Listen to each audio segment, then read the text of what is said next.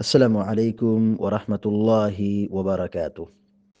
الحمد لله رب العالمين والعاقبة للمتقين والصلاة والسلام على أشرف الأنبياء والمرسلين نبينا محمد وعلى آله وصحبه أجمعين ومن تبعهم بإحسان إلى يوم الدين. أما بعد،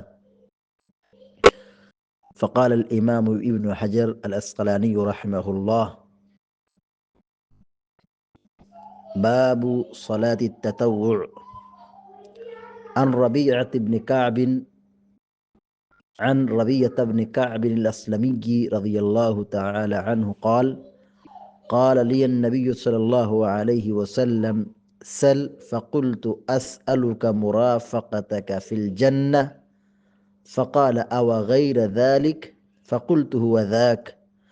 قال: فأعني على نفسك بكثرة السجود. رواه مسلم۔ بلوغ المرام من ادلت الاحکام کی حدیث نمبر 280 ابھی آپ کے سامنے پڑھی گئی ہے۔ بلوغ المرام کا 9واں باب، کتاب الصلاۃ کا 9واں باب آج شروع کیا جا رہا ہے۔ عنوان ہے باب صلاۃ التطوع، نفلی نماز کا بیان۔ صلاۃ مانے نماز، تطوع نفلی نماز۔ نماز کی دو قسمیں ہیں، فرض اور تطوع۔ فرض جس کا ادا کرنا انتہائی ضروری ہے، اس میں کسی بھی قسم کی کوئی گنجائش چھوڑنے کی نہیں ہے۔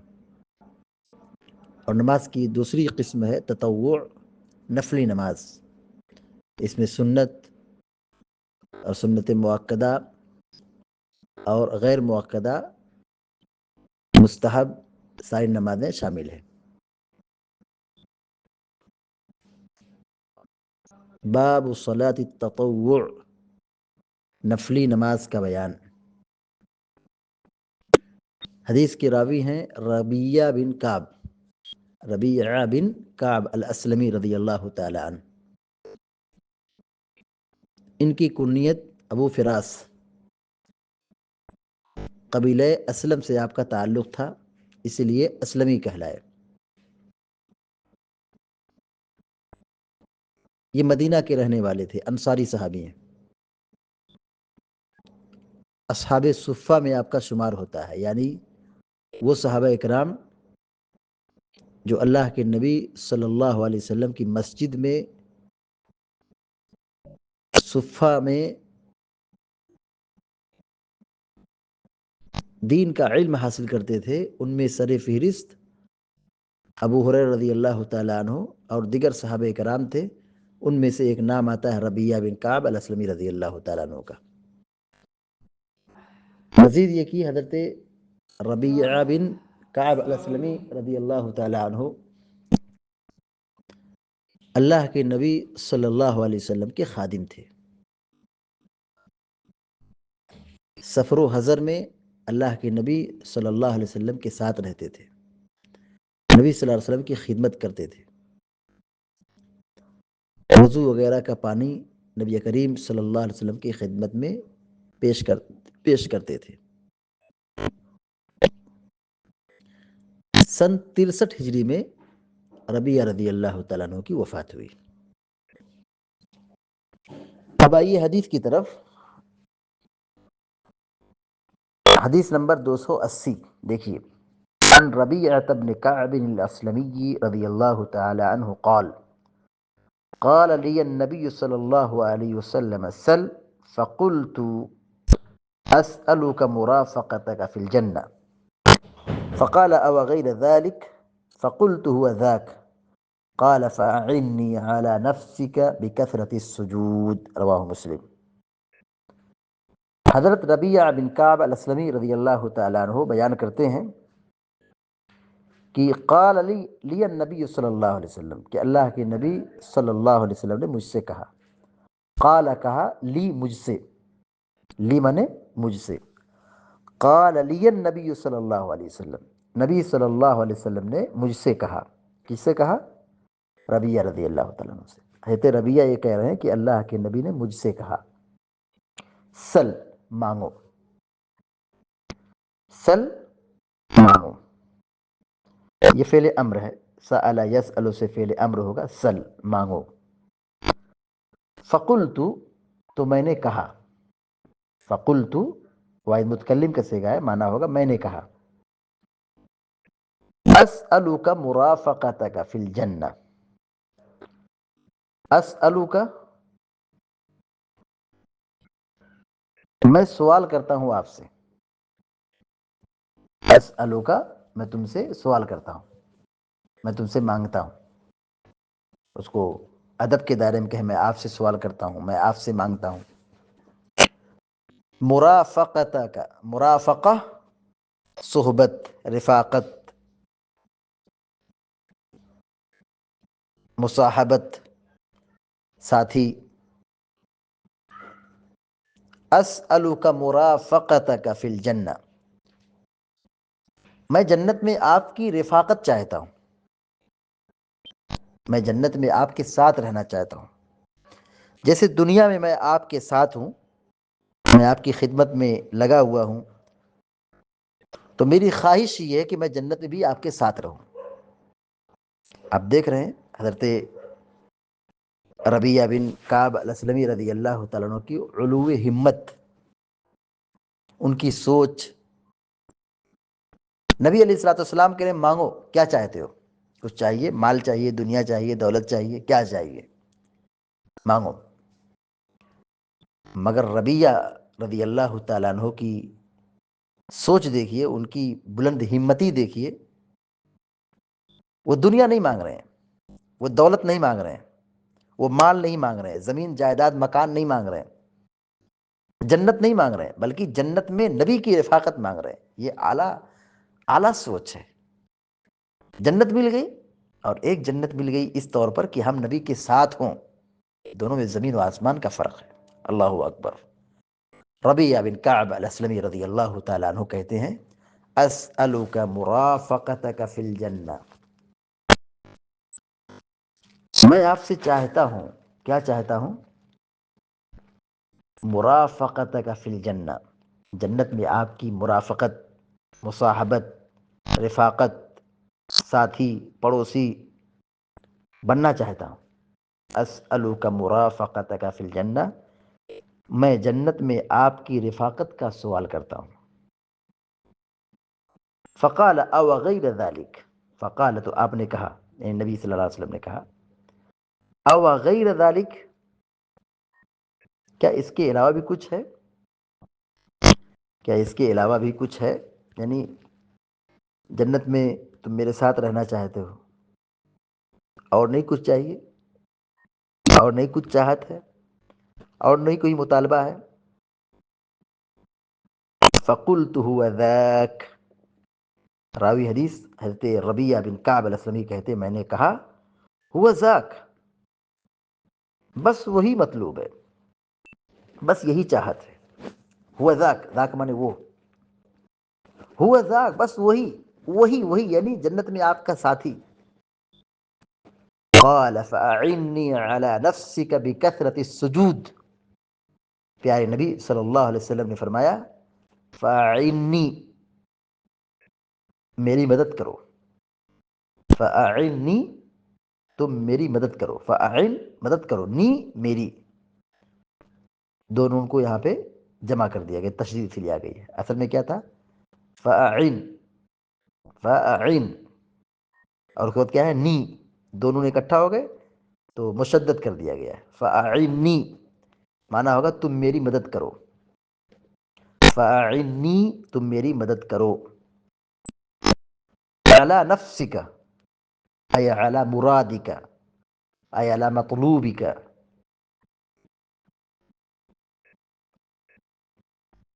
علی نفسک، اپنے جی کی خواہش، مراد، چاہت. بکثرت السجود، کثرت مانے کثرت، زیادہ. سجود مانے سجدے، سجدہ کی جمع سجود ہے. فَأَعِنِّي عَلَى نَفْسِكَ بِكَثْرَةِ السُّجُودِ، تو پھر تم اپنے مقصد کے حصول کے لیے کثرت سے سجدہ کر کے میری مدد کرو. یعنی تمہاری چاہت یہ کہ تم میرے ساتھ رہو تو کیا طریقہ اختیار کرو، میری کیا نصیحت ہے، میرا کیا حکم ہے، میں تمہیں کیا نصیحت کر رہا ہوں کہ تم اپنے مقصد کے حصول کے لیے کثرت سے نوافل کی پابندی کر کے میری مدد کرو. گویا کہ اس حدیث میں پیارے نبی صلی اللہ علیہ وسلم نفلی نماز پڑھنے کی تاکید کر رہے ہیں کہ نفلی نماز پڑھو، زیادہ نماز پڑھو. نماز اتنی عظیم عبادت ہے، اللہ اکبر، اتنی عظیم عبادت ہے کہ اللہ رب العالمین نے 50 وقت کی نماز فرض کی تھی. اگر 50 وقت کی نماز فرض ہوتی اور اس کے ادا کرنا ہم پر لازم ہوتا تو ہماری زندگی کے بیشتر اوقات نماز میں گزرتے. ایک بات یاد رہے کہ ہمیں 5 وقت نماز پڑھنے کا حکم دیا گیا ہے. ہم یہ سمجھتے ہیں کہ 5 وقت کی نماز پڑھ لیے تو عبادت کا فریضہ ادا ہو گیا. زندگی بھر سجدے میں سر رگڑ دیں پھر بھی عبادت کا حق ادا نہیں ہوگا. ہماری اور آپ کی یہ ذمہ داری بنتی ہے کہ ہم نماز کی پابندی کریں، فرائض کی پابندی کریں، اور فرائض کی پابندی کے ساتھ ساتھ ہم نوافل کی پابندی کریں. حدیث کا ترجمہ دوبارہ دیکھیے. عن ربیعۃ بن کعب الاسلمی رضی اللہ تعالی عنہ قال، حضرت ربیعہ بن کعب الاسلمی رضی اللہ تعالیٰ عنہ بیان کرتے ہیں، قال لی النبی صلی اللہ علیہ وسلم، کہ اللہ کے نبی صلی اللہ علیہ وسلم نے مجھ سے کہا سل مانگو. فقلت اسألک مرافقتک فی الجنہ، تو میں نے کہا اے اللہ کے نبی علیہ السلام، میں آپ سے سوال کرتا ہوں جنت میں آپ کے ساتھ رہوں، یعنی میں جنت میں آپ کی رفاقت چاہتا ہوں. فقال او غیر ذلک، تو اللہ کے نبی علیہ السلام نے فرمایا کیا اس کے علاوہ کچھ اور نہیں چاہیے؟ جنت چاہیے، جنت میں میری صحبت چاہیے، رفاقت چاہیے، ساتھی بننا چاہتے ہو تو کچھ اور بھی چاہیے. او غیر ذلک، کیا اس کے علاوہ بھی کوئی ہے، چاہت ہے، خواہش ہے؟ فقلت هو ذاک، میں نے کہا نہیں، بس وہی ہے، میں جنت میں آپ کا ساتھی بن جاؤں. قال فاعنی علی نفسک بکثرۃ السجود، پیارے نبی علیہ السلام نے فرمایا تو پھر اپنے مقصد کے حصول کے لیے کثرت سجود سے میری مدد کرو، یعنی کثرت سے نوافل کی پابندی کرو، جنت کا راستہ تمہیں آسان ملے گا، تم میرے ساتھ ہی جنت میں رہو گے، میرے ساتھ جنت میں رہو گے. رواہ مسلم، اس حدیث کو امام مسلم رحمہ اللہ نے بیان کیا ہے. حدیث کا بالکل واضح مفہوم ہے کہ نوافل کی پابندی کرنے سے جنت ملتی ہے، نبی کی صحبت بھی ملتی ہے، نبی علیہ السلام کی رفاقت حاصل ہوگی. کن لوگوں کو حاصل ہوگی؟ جو کثرت سے نماز کی، نوافل کی پابندی کرتے ہیں. لیکن افسوس کا مقام ہے کہ آج بہت سارے لوگ نبی کی محبت میں دم بھرتے ہیں، جلوس نکالتے ہیں، راستہ روکتے ہیں، ہلڑ بازی کرتے ہیں، نعرہ لگاتے ہیں، نبی کی محبت میں بڑے جذبات بکھیرتے ہیں، لیکن نماز نہیں پڑھتے، فرض نماز نہیں پڑھتے. یہ نبی سے محبت سے کافی دور ہو چکے ہیں. نبی سے محبت کی اعلیٰ ترین پہچان اور نشانی یہ ہے کہ بندہ اللہ تعالیٰ کی عبادت کرے، نماز کی پابندی کرے، کیونکہ اللہ کے نبی صلی اللہ علیہ وسلم نے جس عبادت کی سب سے سخت اور سب سے زیادہ تاکید کی ہے وہ نماز ہے. اور نبی علیہ السلام کی حدیثوں کی اگر تعداد دیکھیں عبادات کے بارے میں، بہت اہم بات بتلا رہا ہوں، زکوٰۃ کے متعلق حدیثیں مختصر ہیں، حج کے متعلق حدیثیں مختصر ہیں، روزے کے متعلق حدیثیں مختصر ہیں، لیکن سب سے زیادہ عبادات میں نماز کے متعلق سب سے زیادہ حدیثیں، سب سے زیادہ حدیثیں. اللہ اکبر. لہذا حدیث کا پیغام یہ ہے، نصیحت یہ ہے کہ ہم نوافل کی پابندی کریں، فرائض کے ساتھ ساتھ نماز نہ چھوڑیں. جو بندہ نماز سے دور ہو گیا وہ دین سے دور ہو گیا، آخرت سے دور ہو گیا، جنت سے دور ہو گیا. تو اگر ہم اللہ سے قربت چاہتے ہیں، اللہ کی رحمت چاہتے ہیں، جنت چاہتے ہیں، نبی کی رفاقت آخرت میں چاہتے ہیں، تو ہم نماز کی اور بالخصوص فرائض کے ساتھ ساتھ نوافل کی سخت پابندی کریں. بغیر نماز کے جنت کا تصور نہیں کیا جا سکتا ہے. بغیر نماز کے جنت کا تصور قطعاً نہیں کیا جا سکتا ہے.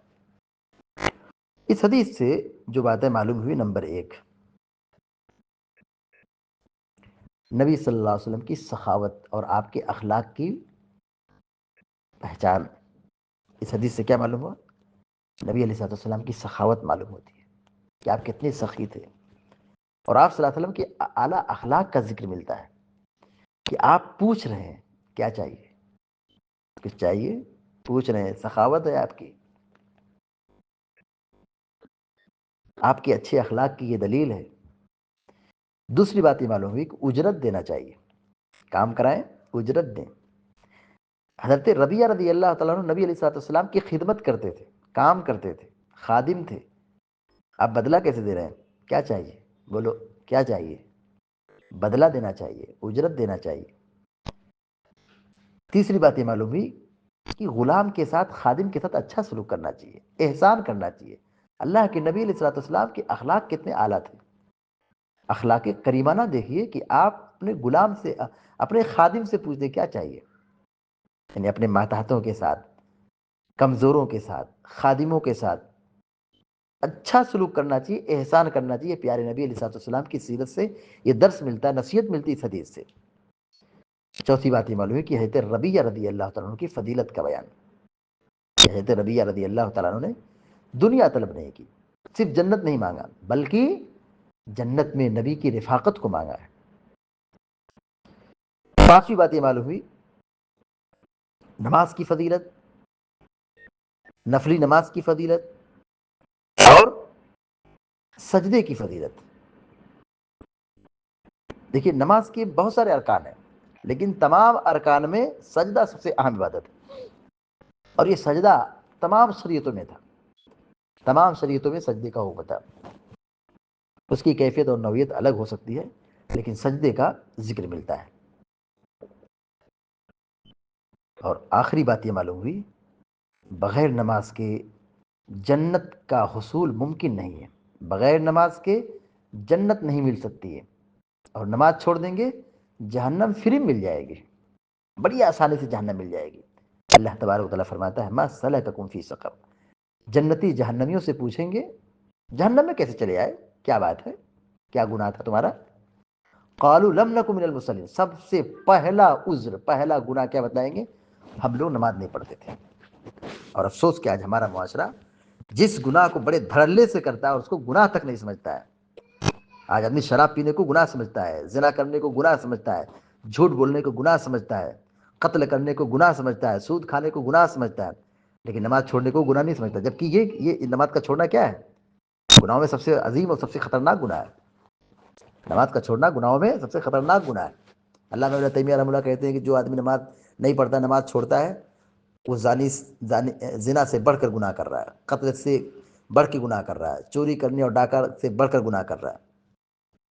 تو چونکہ یہ ہمارے اور ان کے درمیان فصل کرنے والی، فرق کرنے والی چیز کیا ہے؟ نماز کا چھوڑنا ہے. شرک اور ایمان کے درمیان حد فاصل کیا ہے؟ نماز ہے. جو نماز پڑھے وہ مسلمان ہے، جو نماز نہ پڑھے وہ کافروں کے جیسا عمل کر رہا ہے. تو بغیر نماز کے جنت کا تصور نہیں کیا جا سکتا ہے. تو اللہ کے نبی صلی اللہ علیہ وسلم نے نصیحت فرمائی حضرت ربیعہ رضی اللہ تعالیٰ عنہ کو کہ جب وہ جنت میں نبی کی رفاقت چاہتے تھے تو آپ نے یہی نصیحت کی، کہا فَأَعِنِّي عَلَى نَفْسِكَ بِكَثْرَةِ السُّجُودِ. کثرت سے سجدہ کرو. سجدہ کرو مطلب کیا ہے؟ نوافل کی پابندی کرو. سجدہ سے مراد صرف سجدہ نہیں ہے، مطلق کوئی سجدہ نہیں ہے کہ سجدے میں آدمی جھک جائے. سجدہ نماز کا سجدہ ہے، شکر کا سجدہ ہے، تلاوت کا سجدہ ہے. نماز میں بھول چوک ہو جائے سجدہ سو ہے، اس کے بعد پانچواں کوئی سجدہ نہیں ہے، پانچواں کوئی سجدہ نہیں ہے. تو یہاں سجدے سے مراد نوافل کی پابندی ہے. جز بول کر کے کل مراد لیا گیا. نماز کا ایک جز بولا گیا ہے، رکن ہے نماز میں سجدہ، لیکن اس سے مراد کیا ہے؟ سجدے سے پوری نماز لی گئی ہے. اللہ تبارک و تعالیٰ سے ہم دعا کرنے کا اللہ تعالیٰ ہم سب کو، آپ سب کو نمازی بنائے، نماز کی پابندی کی توفیق عطا فرمائے. ابراہیم جیسے جلیل القدر نبی صلی اللہ علیہ وسلم، ابراہیم علیہ السلام صلی اللہ علیہ وسلم دعا کر رہے ہیں رب اجعلنی مقیم الصلاۃ ومن ذریتی ربنا وتقبل دعا. اللہ تعالیٰ سے مانگ رہے ہیں، کیا مانگ رہے ہیں کہ اللہ تعالیٰ مجھ کو اور میری اولاد کو، میری ذریت کو، میری نسل کو نمازی بنا دے، نمازی بنا دے. نماز بڑی عبادت ہے، اللہ سے قریب کرنے والی چیز ہے، اور جو آدمی نماز چھوڑ دے وہ اللہ سے بہت دور ہو گیا، جنت سے دور ہو گیا. اللہ تعالیٰ ہم سب کو، آپ سب کو علم نافع اور عمل صالح کی توفیق عطا فرمائے، آمین یا رب العالمین. وصلی اللہ علی نبینا محمد وسلم تسلیما کثیرا. السلام علیکم و رحمۃ اللہ وبرکاتہ.